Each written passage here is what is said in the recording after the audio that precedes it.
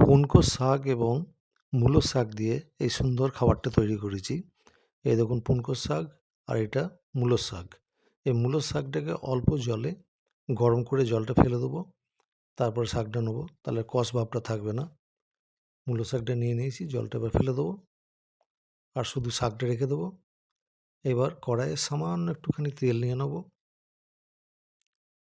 খুব সামান্য তেল, বেশি তেল ইউজ করব না। সাদা জিরে দিলাম কয়েকটা, অল্প একটু কালো জিরে, সামান্য সর্ষে ফোড়ন দিলাম আর 2-3টে শুকনো লঙ্কা ফোড়ন দিলাম। এইবারে ছোট ছোট করে কেটে রাখা কতগুলো আলু ও বেগুন এর মধ্যে ভালো করে সতে করে নিলাম।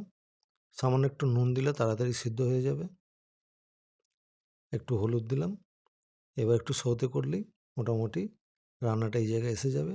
তখন সেদ্ধ করা মূলোর শাকটা আমি দিয়ে দিলাম। খানিকক্ষণ নাড়াচাড়া করলাম, তারপরে বাকি কেটে রাখা পুনকো শাকটা ঢেলে দিলাম। খানিকক্ষণ নাড়াচাড়া করব, নুন তো দেওয়াই আছে। খুব তাড়াতাড়ি সেদ্ধ হয়ে গিয়ে এরকম রান্নাটা দাঁড়িয়ে যাবে। তখন আমি সামান্য পোস্ত আর গোটা কতক ভাজা বাদাম এর ওপরে ছড়িয়ে দিলাম। বাস 2-3 মিনিটের পরেই নামিয়ে দিলাম। এই দেখুন সুন্দর খাবারটা তৈরি। কেমন লাগলো জানাবেন। ভালো লাগ